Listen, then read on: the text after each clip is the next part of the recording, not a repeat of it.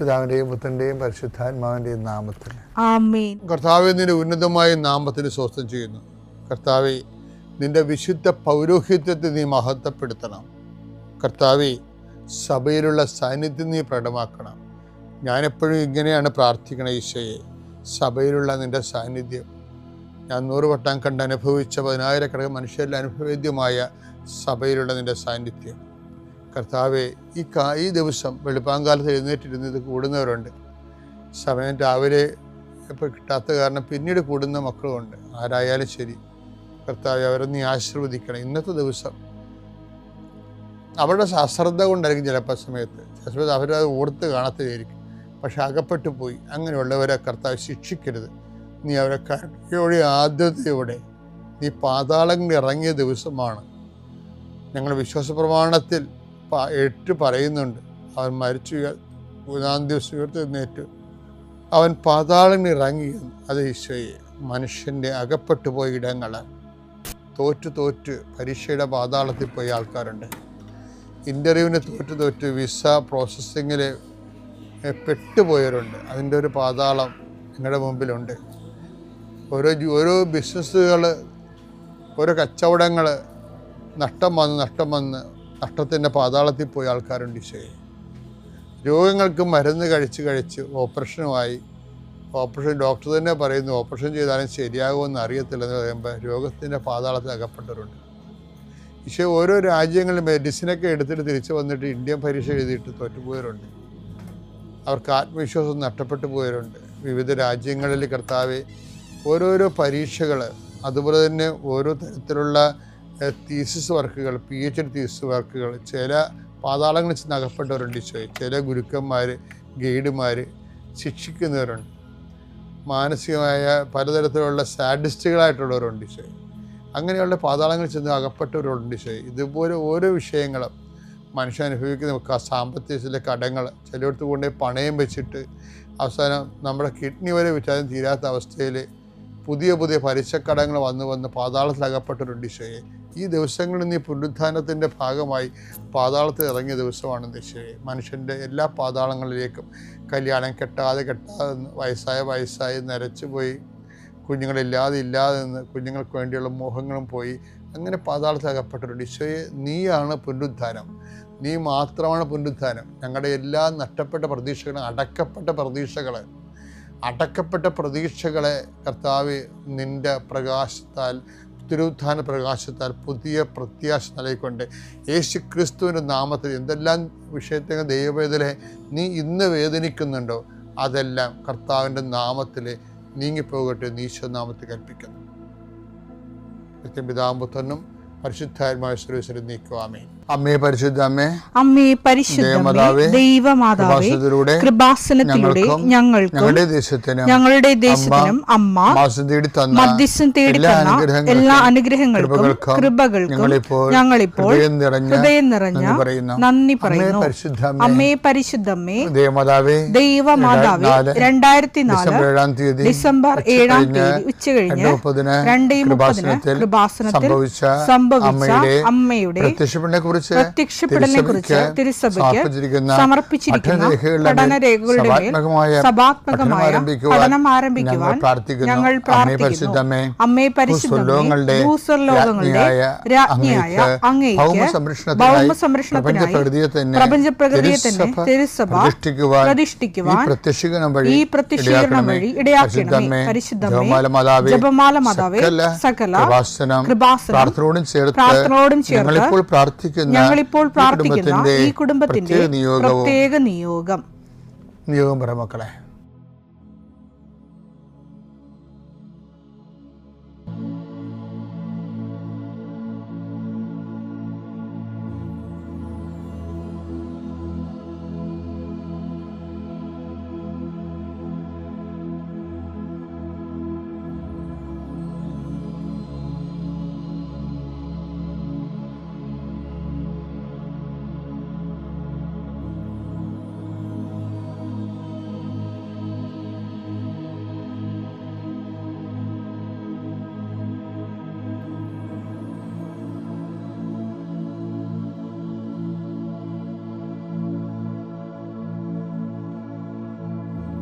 അമ്മയുടെ പ്രത്യക്ഷീകരണത്തിന്റെ ഈ അനുഗ്രഹവേളയിൽ ഞങ്ങൾക്ക് സാധിച്ചു തരുവാൻ കനിയണമേ. ആമേൻ.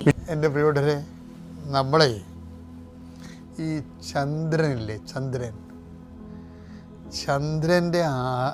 ചന്ദ്രൻ്റെ വ്യാസവും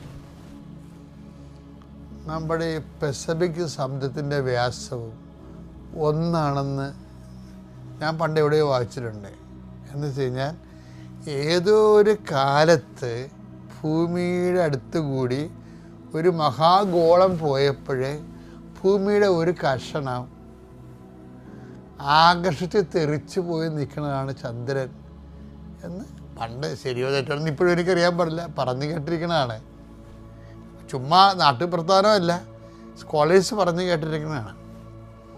അപ്പോൾ ഇതുപോലെ ഈ നിക്കഡേമോസ് ആയിരുന്നല്ലേ ഈ ദിവസങ്ങളൊക്കെ സംസാരിക്കണത്. നിക്കഡേമോസിൻ്റെ സംസാരത്തിൽ നിന്ന് ഒരു വചനം തെറിച്ചു പോയി. അത് 3-ാം അധ്യായത്തിൽ നിന്ന് 6-ാം അധ്യായത്തിൽ കിടപ്പുണ്ട്. അതെന്താണെന്നറിയാമോ? അത് ആ കഷ്ണം എടുത്ത് ഇവിടെ വെച്ചാലേ ഒക്കത്തുള്ളൂ. ഇപ്പോൾ ഉദാഹരണത്തിന് നിക്കഡേമോസിനെ കാണുമ്പോൾ ഈശോ എന്താ പറയണത്? ജഡത്തിൽ ജനിക്കുന്നത് ജഡവും. യോഹന്നാൻ 3:6 മാംസത്തിൽ നിന്ന് ജനിക്കുന്നത് മാംസം, മാംസത്തിൽ നിന്ന് ജനിക്കുന്നത് മാംസവും, ആത്മാവിൽ നിന്ന് ജനിക്കുന്നത് ആത്മാവും, ആത്മാവ് ജനിക്കുന്നത് ആത്മാവും. അപ്പോൾ ഇവിടെ വെച്ച് പറയേണ്ട, ഇവിടെ നിന്നൊരു കഷ്ണം തെറിച്ചു പോയി ചന്ദ്രനെ പോലെ പുറത്ത് കിടക്കി. എവിടെ? 6:63 കിടപ്പുണ്ട്. അതെടുത്ത് ഇവിടെ വെച്ചാലേ ഒക്കത്തുള്ളത്. അതേതാണെന്നറിയാമോ? അത് വേറെ കോണ്ടക്സ്റ്റ് ഈശോ പറഞ്ഞതാണ്. പക്ഷേ ആത്മാവാണ് ജീവൻ നൽകുന്നത്. ജഡത്തിൽ നിന്ന് ജനിക്കുന്ന ജഡവും ആത്മാവിൽ നിന്ന് ജനിക്കുന്നത് ആത്മാവും എന്ന് പറഞ്ഞാൽ 3:6. ഇനി 6:63 എന്താണ്? ആത്മാവാണ് ജീവൻ നൽകുന്നത്. ആത്മാവാണ് ജീവൻ നൽകണത്. ശരീരം ഒന്നിനും ഉപകരിക്കുന്നില്ല, ജഡം ഒന്നിനും ഉപകരിക്കുന്നില്ല. നിങ്ങളോട് ഞാൻ പറഞ്ഞ വാക്കുകൾ ആത്മാവും ജീവനുമാണ്. അപ്പൊ എന്താ വ്യത്യാസം അറിയാമോ? ജഡത്തുനിന്ന് ജനിക്കുന്ന ജഡം. വിശ്വാസ പ്രമാണം. സർവശക്തനായ പിതാവും ആകാശത്തിന്റെയും ഭൂമിയുടെയും സൃഷ്ടാവുമായ ദൈവത്തിൽ ഞാൻ വിശ്വസിക്കുന്നു. അവിടുത്തെ ഏകപുത്രനും ഞങ്ങളുടെ കർത്താവുമായ ഈശോമിശിഹായിലും ഞാൻ വിശ്വസിക്കുന്നു. ഈ പുത്രൻ പരിശുദ്ധാത്മാവിനാൽ ഗർഭസ്ഥനായി കന്യകാമറിയത്തിൽ നിന്ന് പിറന്ന് പൊന്തിയോസ് പീലാത്തോസിന്റെ കാലത്ത് പീഡകൾ സഹിച്ച് കുരിശിൽ തറയ്ക്കപ്പെട്ട് മരിച്ച് അടക്കപ്പെട്ട് പാതാളങ്ങളിൽ ഇറങ്ങി മരിച്ചവരുടെ ഇടയിൽ നിന്ന് 3-ാം നാൾ ഉയർത്ത് സ്വർഗത്തിലേക്ക് എഴുന്നള്ളി സർവശക്തിയുള്ള പിതാവായ ദൈവത്തിന്റെ വലതുഭാഗത്തിരിക്കുന്നു. അവിടെ നിന്ന് ജീവിക്കുന്നവരെയും മരിച്ചവരെയും വിധിക്കുവാൻ വരുമെന്നും ഞാൻ വിശ്വസിക്കുന്നു. പരിശുദ്ധാത്മാവിലും ഞാൻ വിശ്വസിക്കുന്നു. വിശുദ്ധ കത്തോലിക്കാ സഭയിലും പുണ്യവാന്മാരുടെ ഐക്യത്തിലും പാപങ്ങളുടെ മോചനത്തിലും ശരീരത്തിന്റെ ഉയർപ്പിലും നിത്യമായ ജീവിതത്തിലും ഞാൻ വിശ്വസിക്കുന്നു. ആമേൻ. സ്വർഗ്ഗസ്ഥനായ ഞങ്ങളുടെ പിതാവേ, അങ്ങയുടെ നാമം പൂജിതമാകണമേ. അങ്ങയുടെ രാജ്യം വരണമേ. അങ്ങയുടെ തിരുമനസ് സ്വർഗത്തിലെ പോലെ ഭൂമിയിലും ആകണമേ. അന്നു വേണ്ടുന്ന ആഹാരം ഇന്ന് ഞങ്ങൾക്ക് തരണമേ. ഞങ്ങളോട് തെറ്റ് ചെയ്യുന്നവരോട് ഞങ്ങൾ ക്ഷമിക്കുന്നത് പോലെ ഞങ്ങളുടെ തെറ്റുകൾ ഞങ്ങളോടും ക്ഷമിക്കണമേ. ഞങ്ങളെ പ്രലോഭനത്തിൽ ഉൾപ്പെടുത്തരുതേ, തിന്മയിൽ ഞങ്ങൾ രക്ഷിക്കണമേ. ആമേൻ. നന്മ നിറഞ്ഞ മറിയമേ, സ്വസ്തി. കർത്താവ് അങ്ങയുടെ കൂടെ സ്ത്രീകളിൽ അങ്ങ് അനുഗ്രഹിക്കപ്പെട്ടവളാകുന്നു. അങ്ങയുടെ ഉദരത്തിൻ ഫലമായി ഈശോ അനുഗ്രഹിക്കപ്പെട്ടവനാകുന്നു. പരിശുദ്ധ മറിയമേ, തമ്പുരാന്റെ അമ്മേ, പാപികളായ ഞങ്ങൾക്ക് വേണ്ടി ഇപ്പോഴും ഞങ്ങളുടെ മരണസമയത്തും തമ്പുരാനോട് അപേക്ഷിക്കണമേ. ആമേൻ. യോഹന്നാൻ 6:44 പറയുന്ന പോലെ എൻ്റെ പിതാവ് വിളിക്കാതെ എൻ്റെ അടുത്തായിരിക്കും വരാൻ സാധിക്കില്ല. അപ്പോൾ നിങ്ങൾ ഇവിടെ വന്നിട്ടുണ്ടെങ്കിൽ നിങ്ങൾക്ക് വിളിയുണ്ട്. ഇല്ല, ആരെങ്കിലും നിങ്ങൾ വിളിച്ചുകൊണ്ട് വന്നതാണെങ്കിൽ പോലും, നിങ്ങൾ ആഗ്രഹിക്കാതെ വന്നാൽ പോലും അത് വിളിയുടെ ഭാഗമായിട്ടാണ്. ദൈവം വിളിക്കാതെ വരാൻ സാധിക്കില്ല. Praise the Lord. നമുക്ക് ചെറിയ കാര്യം നമുക്കൊന്ന് ധ്യാനിക്കാം. അത് മനസ്സിലാക്കി വെക്കേണ്ട കാര്യമാണ്. അപ്പോൾ ഉടമ്പടി എടുക്കുമ്പോൾ നമുക്ക് ചെറിയ ബോധ്യം വേണം. വചനത്തെക്കുറിച്ചും ഈശോനെക്കുറിച്ചും മാതാവിനെക്കുറിച്ചും അറിഞ്ഞിരിക്കണം. ആ കുടുംബത്തിൽ ഒന്നാകുകയല്ലേ. അപ്പോൾ നമ്മളുടെയൊക്കെ പ്രശ്നം എന്താ? നമ്മുടെ ജീവിതത്തിൽ എപ്പോഴും നമ്മൾ ഉടമ്പടി എടുത്താൽ തന്നെ ഒരു ചോദ്യം ഉണ്ടാകും, ഇതൊക്കെ എങ്ങനെ സാധിക്കും, എൻ്റെ പ്രശ്നങ്ങൾ ഇതിനെങ്ങനെ ഉത്തരം ലഭിക്കുക, ഇതെങ്ങനെ സാധിക്കും. കടബാധ്യത ആകാം, രോഗമാകാം, പ്രിയപ്പെട്ടവർ തമ്മിലുള്ള വെറുപ്പ്, വിദ്വേഷം, സ്നേഹമില്ലായ്മയാകാം, അതേപോലെ അടിമത്വത്തിൽ ജീവിക്കുന്നതാകാം. ഇതൊക്കെ എങ്ങനെ സാധിക്കും? എൻ്റെ ഭർത്താവ് ഇങ്ങനെയാണല്ലോ, മക്കളിങ്ങനെയാണല്ലോ, ഇതെങ്ങനെ സാധിക്കും? എല്ലാത്തിൻ്റെ ഉത്തരം നമുക്ക് ബൈബിളിലുണ്ട്. ഇതെങ്ങനെ സാധിക്കുന്ന അമ്മ മാതാവ് ഈ ചോദ്യം ദൈവത്തോട് ചോദിച്ച, ഗബ്രിയേൽ മാലാഖയോട് ചോദിച്ചാൽ ഇതെങ്ങനെ സാധിക്കും? ലൂക്ക 1:34 ചോദിക്കുമ്പോൾ, പരിശുദ്ധാത്മാവ് നിൻ്റെ മുകളിൽ വരുമ്പോൾ ഇതെല്ലാം സാധിക്കും. ഇത് നമ്മൾ കുറേ കേട്ടിട്ടുണ്ട് ഇല്ലേ? അപ്പോൾ ഇതിൽ ശ്രദ്ധിക്കേണ്ടത്, ഞാൻ പറയണത്, ഞാൻ ഇതൊക്കെ അനുഭവിച്ചിട്ട് അനുഭവം ഉള്ളതുകൊണ്ടാണ് പറയുന്നത്. ഇതിങ്ങനെ കേട്ടിട്ട് ഈ ഉടമ്പടിയുടെ കൂടെ ഇതൊരു ഹോംവർക്കായിട്ട് ചെയ്തു നോക്ക്, നിങ്ങൾക്ക് അനുഭവം കിട്ടും. ഈ വചനം പാലിക്കുമ്പോൾ അനുഭവം കിട്ടിയിരിക്കും. അപ്പോൾ ഇതിൽ പരിശുദ്ധാത്മാവ് നിൻ്റെ മുകളിൽ വരുമ്പോൾ ഇതെല്ലാം സാധിക്കും, അസാധ്യമെല്ലാം സാധ്യമാവും. നമ്മുടെ ജീവിതത്തിൽ ഇപ്പോൾ ഇതെല്ലാം അസാധ്യമായിട്ട് കിടക്കുന്ന കാര്യമായിരിക്കാം, പക്ഷേ ഇത് ഉടമ്പടിയിൽ എങ്ങനെയാണ് ഇത് സാധ്യമാകുന്നത്? ആ സംശയം വേണ്ട, ഇതെല്ലാം സാധ്യമാകും. പരിശുദ്ധാത്മാവാണ് ഇത് സാധിച്ചു തരുന്നത്. പരിശുദ്ധാത്മാവ് വരുമ്പോൾ ഇത് സാധ്യമാകും. അപ്പോൾ ഇതിൽ ശ്രദ്ധിക്കേണ്ടത്, സാധ്യമാക്കാൻ പരിശുദ്ധാത്മാവ് വേണം. അപ്പോൾ അമ്മ ഈ വാക്ക് പറയുമ്പോൾ ഇതെന്തുകൊണ്ടാണ് അമ്മ ചോദിക്കുന്നത്? നീ ഒരു പുത്രനെ പ്രസവിക്കും. അപ്പോൾ ഞാൻ പുരുഷനെ കണ്ടിട്ടില്ലല്ലോ, അതാണ്. അത് അസാധ്യമാണ്. പുരുഷനെ കാണാതെ ഒരു ഗർഭം അല്ലെങ്കിൽ പ്രഗ്നൻ്റ് ആകാൻ സാധിക്കില്ല, പുത്രനെ പ്രസവിക്കാൻ സാധിക്കില്ല. അപ്പോഴാണ് പറയുന്നത് പരിശുദ്ധാത്മാവ് നിൻ്റെ മുകളിൽ വരുമ്പോൾ ഇതെല്ലാം സാധിക്കുക. ഈ പറയുമ്പോൾ അമ്മയുടെ ഉദരത്തിൽ ഈശോ ഉണ്ടായില്ല. അത് കഴിഞ്ഞിട്ട് അമ്മ ഒരു വാക്ക് പറയേണ്ട 1:38 നീ പറയുന്നത് പോലെ നിറവേറട്ടെ. അപ്പോൾ പരിശുദ്ധാത്മാവ് അപ്പോഴാണ് നിറയുന്നത്. അപ്പോൾ ഇതിൽ സംഭവം എന്താണെന്ന് വെച്ചാൽ, പരിശുദ്ധാത്മാവ് നിറയാൻ വേണ്ടിയിട്ട് നമുക്ക് 2 കാര്യം ആവശ്യമുണ്ട്. ഒന്ന്,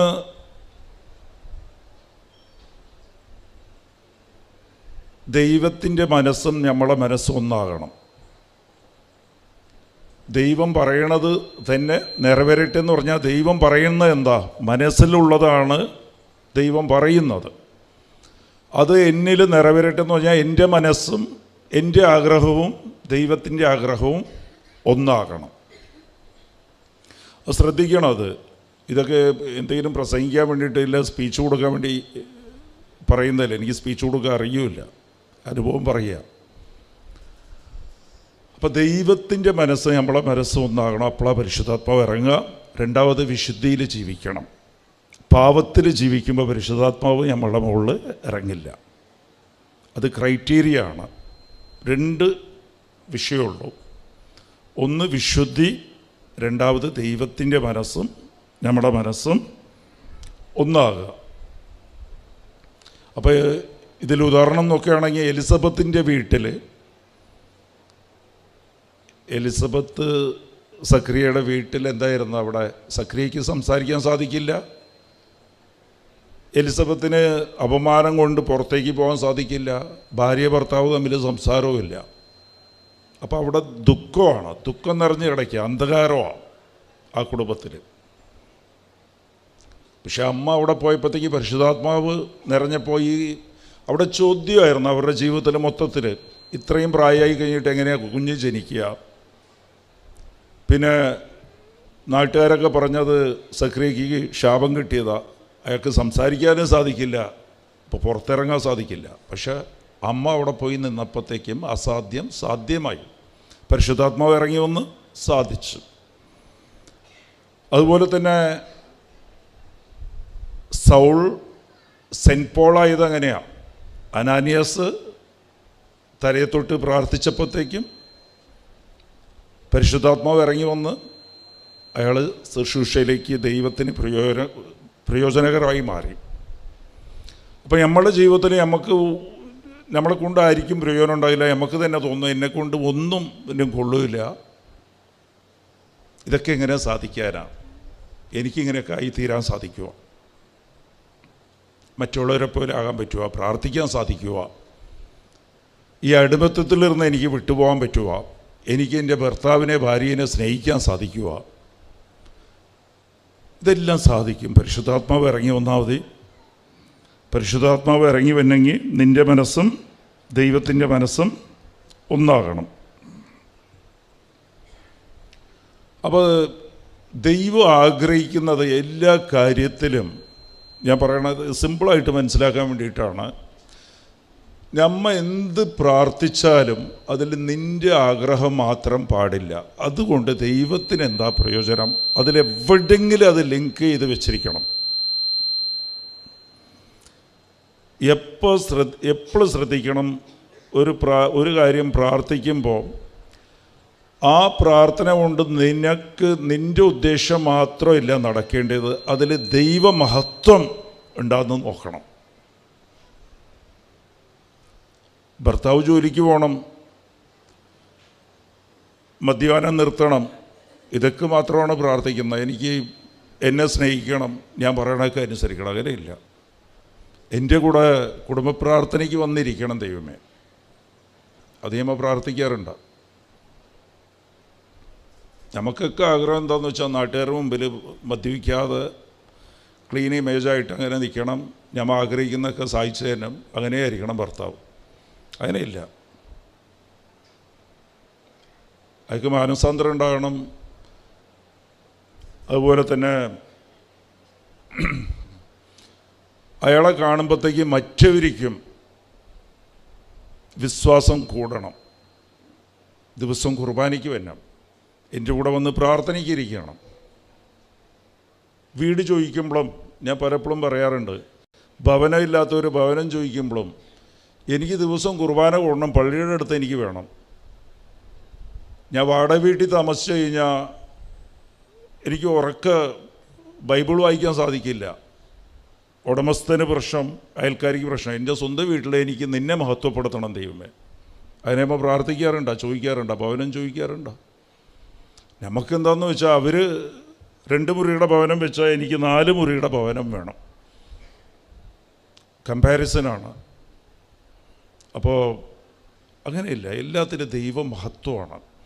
ഇത് ഞാൻ വെറുതെ ഇല്ല, ഏത് കാര്യം നമ്മൾ ചോദിക്കുമ്പോൾ അതിൽ എവിടെയെങ്കിലും ദൈവമഹത്വം ഒളിഞ്ഞു കിടക്കുകയാണെങ്കിൽ അപ്പോൾ പരിശുദ്ധാത്മാവ് ഇറങ്ങി വരും, അസാധ്യമെല്ലാം സാധ്യമാക്കി തരും. ഇതെന്താണെന്നോ, 2002 ഞാൻ 2003 സെപ്റ്റംബറിലാണ് ഇവിടെ വന്നത് കൃപാസനത്തിൽ. 2002 ഡിസംബർ ആണെന്ന് അതിൻ്റെ ഓർമ്മ. ഞാൻ കോയമ്പത്തൂർ, വൈഫ് ഹൗസ് കോയമ്പത്തൂർ, അപ്പോൾ കോയമ്പത്തൂർ മാത്രമേ ഞങ്ങൾ പോകാറുള്ളൂ. അപ്പോൾ എൻ്റെ മോൻ കുഞ്ഞാണ്, അവനെ എടുത്ത്, എനിക്ക് കോയമ്പത്തൂർ ഒരു സ്ഥലവും അറിയില്ല, എനിക്ക് അന്ന് പ്രാർത്ഥനയും അറിയില്ല. ജ്ഞാനസ്താരം എടുത്തൊക്കെ 2011 ഈ ജപമാല പോലും ചൊല്ലാൻ പഠിച്ചത് ഇവിടെ വന്നപ്പോൾ അച്ഛൻ പഠിപ്പിച്ചു തന്നാണ്. 2003 സെപ്റ്റംബറിലാണ് പഠിപ്പിച്ചു തന്നത്. ഒരു ബൈബിൾ മാത്രം കയ്യിലുണ്ടാവും, അത്രേ അറിയൂ. അത് ഒരു പെൻ്റെക്കോസ്റ്റുകാരൻ എനിക്ക് തന്ന ബൈബിളാണ്, എൻ്റെ കൂട്ടുകാരൻ. അപ്പോൾ മാതാവിനെ ഇഷ്ടം. അപ്പോൾ എനിക്ക് പോകാനൊന്നുമില്ല. ഞങ്ങൾ കോയമ്പത്തൂർ രാമനാഥപുരത്ത വൈഫ് ഹൗസ്, അവിടെ മാത്രം പോവും. അതിൻ്റെ തൊട്ടടുത്തൊരു പള്ളിയുണ്ട്, ട്രിനിറ്റി ചർച്ച് ഉണ്ട്, ട്രിനിറ്റി കത്തോലിക് പള്ളിയാണ്. അപ്പോൾ അവിടെ പെരുന്നാൾ നടന്നുകൊണ്ടിരിക്കുക. അപ്പോൾ എനിക്ക് പോകാനൊന്നുമില്ല, ഞാൻ എൻ്റെ കുഞ്ഞിനെ എടുത്തുകൊണ്ട് ആ തിരക്കല്ലേ എന്ന് പറഞ്ഞാൽ അവിടെ പോയി ഇരുന്നു.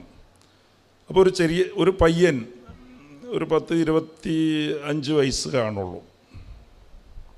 എനിക്കും ഏകദേശം ആ പ്രായമാണ്. നോക്കുമ്പോഴത്തേക്കും നല്ല പ്രസംഗം, ഈശോയുടെ വചനം പറയുക. അത് കേട്ടപ്പോൾ എനിക്ക് നല്ല ഇഷ്ടം തോന്നി.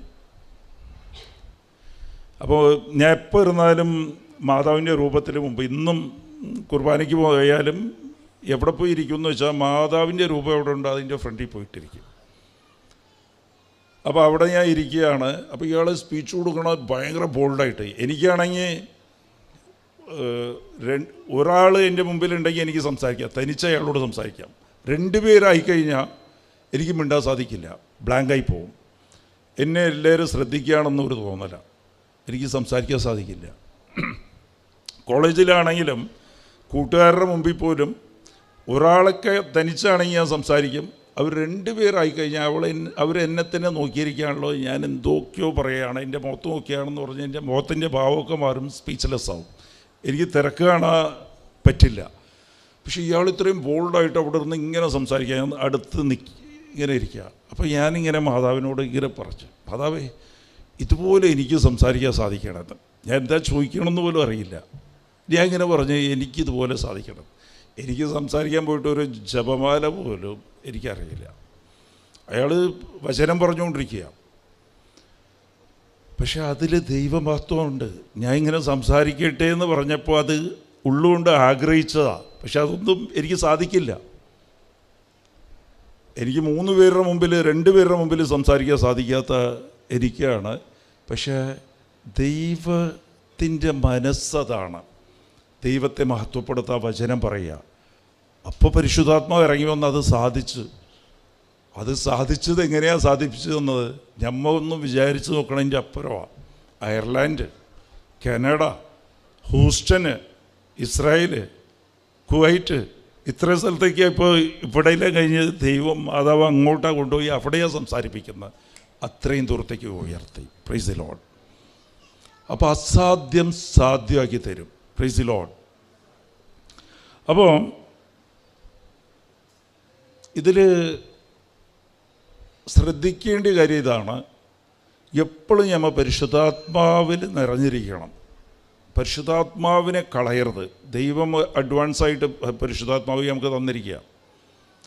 അതെപ്പോഴും പ്രാർത്ഥിക്കുമ്പോഴും സങ്കീർത്തനം 51:11 ദാവീദ് പ്രാർത്ഥിച്ച പോലെ തന്നെ പ്രാർത്ഥിക്കണം. നീ തന്ന പരിശുദ്ധാത്മാവിനെ ഞാൻ ഒരിക്കലും കളയരുതേ.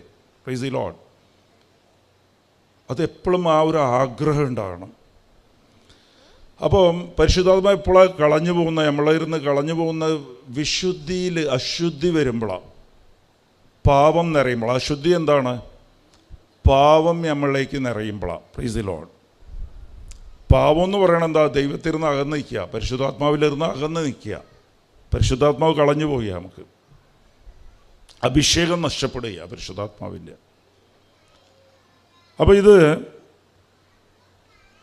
എങ്ങനെയാണ് തിരിച്ച്, സിമ്പിളായിട്ടുള്ള കാര്യം ഞാൻ പറഞ്ഞുതരാം. സിമ്പിൾ, കുറേ കാര്യമുണ്ട്, സിമ്പിളായിട്ടുള്ള കാര്യം ഞാൻ പറഞ്ഞുതരാം.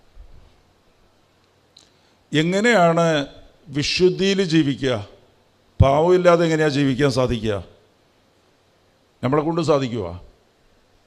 പാവം ക്ഷമിക്കേണ്ടത് ആരാണ്? ആരാ ക്ഷമിക്കേണ്ടത്? ദൈവം ക്ഷമിക്കണം. അപ്പോൾ ദൈവം ക്ഷമിക്കുമ്പോഴത്തേക്കും നമ്മൾ വിശുദ്ധിയിലേക്ക് വരും, അല്ലേ? ഈ പിശാച് ചെയ്തു വെച്ചിരിക്കുന്ന ബന്ധനം എന്താണെന്ന് വെച്ചാൽ എപ്പോഴും നമ്മളെ പാവത്തിൻ്റെ അകത്ത് ഇട്ട് വെച്ചേക്കും, നമ്മളറിയാതെ ഇങ്ങനെ ഇട്ട് വയ്ക്കും. Praise the Lord. ഹല്ലേലൂയ. ശ്രദ്ധിക്കുക, ഞാൻ പറയണം. ഞാൻ വെറുതെ ഇല്ല പറയണം, നിങ്ങളൊന്ന് ട്രൈ ചെയ്ത് നോക്ക്. ഇല്ല, ഇത് ട്രൈ ചെയ്യണമെന്ന് നിർബന്ധമൊന്നുമില്ല, പക്ഷേ എനിക്ക് ആഗ്രഹമുണ്ട്. നിങ്ങൾ ട്രൈ ചെയ്യുമ്പോൾ നിങ്ങൾക്ക് അനുഭവം കിട്ടും, നിങ്ങൾ കുറേ പേർക്ക് പറഞ്ഞു കൊടുക്കും. അത് മാർക്ക് 11:25 പറയുന്നുണ്ട്, നിന്നോട് തെറ്റ് ചെയ്യണവരോട് നീ ക്ഷമിക്കുമ്പോൾ, നിനക്കെതിരെ പാപം ചെയ്യുന്നവരെ നീ ക്ഷമിക്കണം. നീ പ്രാർത്ഥിക്കാതിരിക്കുമ്പോൾ നീ ആദ്യം ക്ഷമിക്കുക. പ്രാർത്ഥിക്കാതിരിക്കുമ്പോഴാണ് നമുക്ക് പരിശുദ്ധാത്മാവിനെ ലഭിക്കുക. നീ ക്ഷമിക്കുമ്പോൾ നിൻ്റെ പാവങ്ങൾ ക്ഷമിക്കപ്പെടും. Praise the Lord. അപ്പോൾ പാവം ക്ഷമിച്ചു കഴിഞ്ഞാൽ നീ വിശുദ്ധിയിലേക്ക് വന്ന്. Praise the Lord. അപ്പോൾ നമ്മൾ ശ്രദ്ധിക്കേണ്ടത്, നമ്മൾ ഇത് കെയർലെസ് ആയിട്ട് വിടും. ആർക്കൊക്കെ എന്തെങ്കിലുമൊക്കെ പ്രശ്നമായിക്കോട്ടെ, ഞാൻ മനസ്സുകൊണ്ട് ക്ഷമിച്ചല്ലോ എന്ന് പറഞ്ഞു. അതിനില്ല, നീ ക്ഷമിച്ചത് അവർ കൂടി അറിയണം.